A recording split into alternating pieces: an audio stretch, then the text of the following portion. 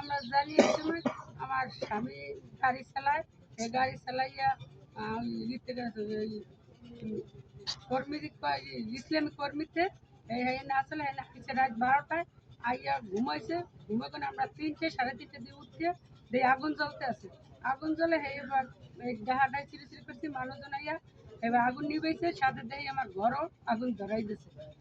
এখন কারা কি করছে তা আমরা জানি না, কিন্তু এই যে আমার এই গাড়িতেই সংসার চলে, আমি এইটা দিয়ে চলি, আমার কিস্তি সংসার সবই আমি এইটা দিয়ে পাইতেছি। এখন আমার কি অবস্থা হবে এইটা আপনারা বললে ব্যবস্থা করে।